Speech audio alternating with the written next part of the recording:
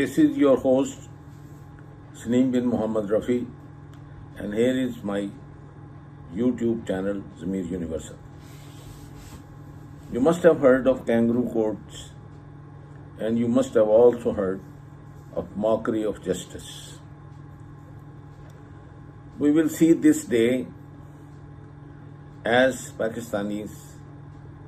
That is like a nightmare which many of us who are in that age group that who have seen the partition and seen good days and been able to talk and be in the company of judges like Bhagwan Das, justice like Cornelius, and some of the Muslim judges belonging to my own family who took oath from Qaid-e-Azam Muhammad Ali Jinnah.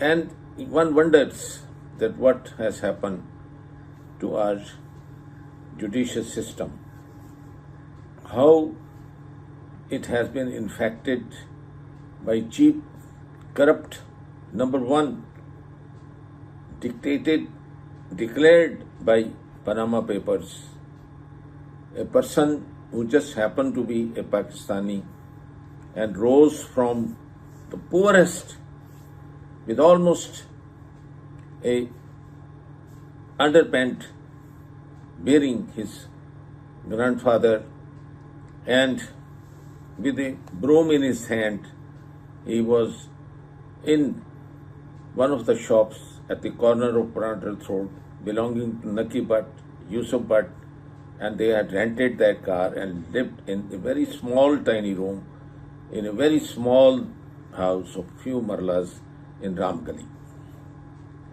How they looted, how they robbed, how they rose and became not only millionaires, trillionaires, and one of the richest, one of the most corrupt, number one person in the world. Unfortunately, they had no shame because all others blamed with him resigned and gracefully just went underground and never showed their face. But this family has special trait. Every one of them, his brother, his sons, his daughter, his nephews, and only this man's children, not their cousins, not their others. They actually didn't give them their right, and they were poor, and they remained just an average Joe Blow. But only this, so you can see the cleverest person who was their grandfather, who died and is buried in one of the small room where there used to be a tube well in Jati Umrah. How they and what kind of magic they use on everyone who has been at the top position, irrespective whether it is establishment or its judiciary or its bureaucracy or its even politician, they have price for everyone. And whoever and whatever, because I have no clue, being a non-political person, a professional, a historian, a scientist, I have no clue. But some of the clips I am adding with this conversation and letting you know the standard of justice, that how you let the accused speak up, present his evidence, and is innocent unless it's proven guilty. And in that proof, you do not even allow his counsel or himself to speak, and on gunpoint, in hurried, hastily, you make a decision. So you make it what you want to. Why this haste? Why was it done? And if, as it is, they say, आवाज़े खल्क को नकारा खुदा समझो, what public is saying, think it's a divine message through his vicegerents, then it's not going to help in whatever the election results are, and however they are engineered and rigged, they will just be fake and which will just evaporate. Now, should we and can we afford billions of rupees when you are for 1.5 billion?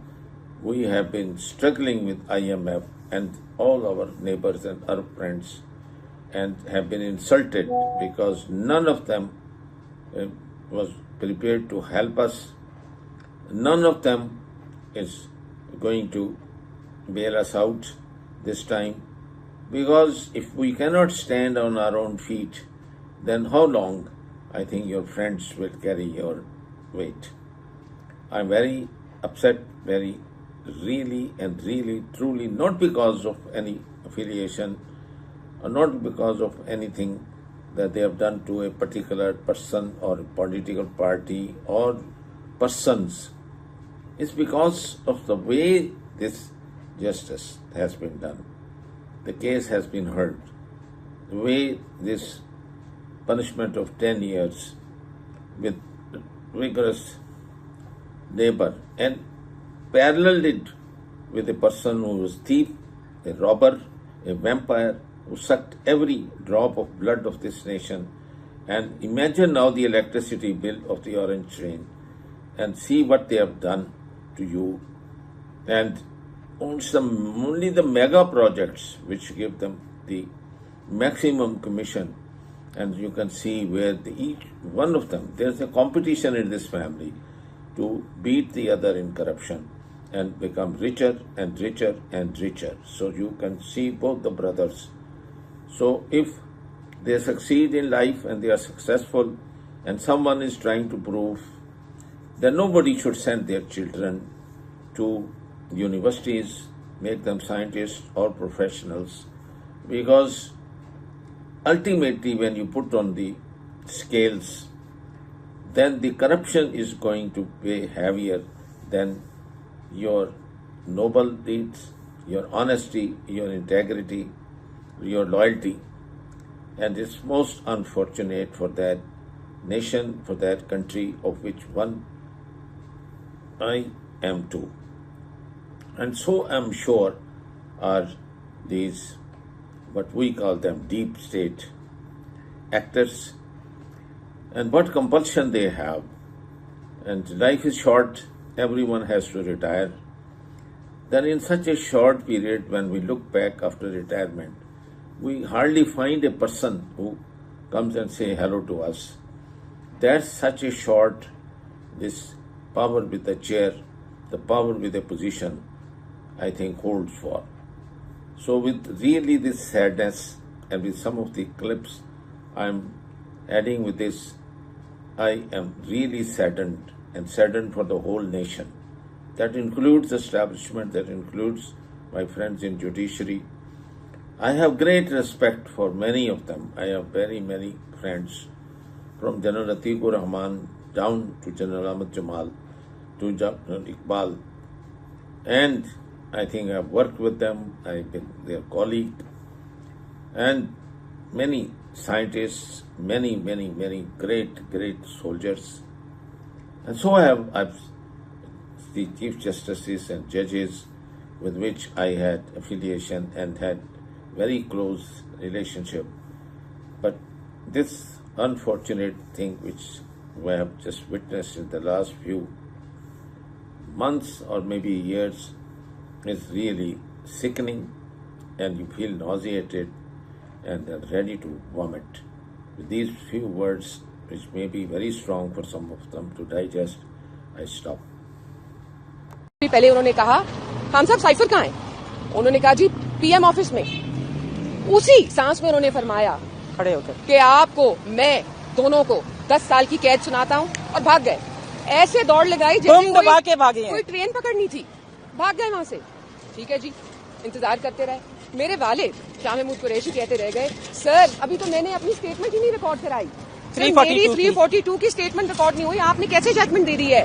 कहाँ गया इंसाफ? शोर much गया court में कि जी इंसाफ नहीं हो रहा, ये क्या हो रहा है? ये इतनी बेहुरमती लॉ की एक जज के।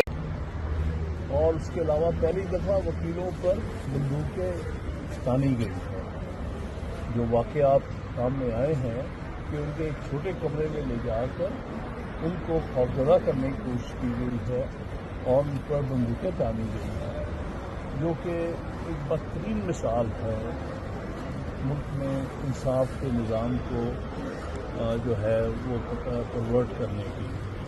लिहाजा इसको हम शायद नहीं मानते, ना हम समझते हैं कि कानून और आइन के साथ किसी किस्म का भी इसका कोई ताल्लुक है। ये सब कुछ गैर आइनी है, गैर कानूनी है, जुल्म है, ज़्यादती है और जबर है। ये खत न था न है, ये ड्रामा था। ये खत खान साहब के एक वजीर ने खुद लिखवाया है किसी एम्बेसडर से। खत आया है, धमकियां दी, किसी ने धमकी नहीं दी। खत है नहीं, एक तमाशा है। फिर वाकई वो सबूत देंगे कि ये मुदाखलत है गैर मुल्की पाकिस्तान के खिलाफ है, तो मैं इमरान खान के साथ खड़ा हूँगा। मैं इल्जाम नहीं लगा रहा, मेरे पास ये खत है, हमें धमकी दी गई है। ऐ अल्लाह तेरा शुक्र है, अल हक है, तू सच का खुदा है। पाकिस्तान की नेशनल सिक्योरिटी काउंसिल ने वाज़ेह तौर पे कह दिया कि पाकिस्तान की ये जो नो कॉन्फिडेंस मोशन थी, इसमें से बैरून मुल्क की इंटरफेरेंस थी।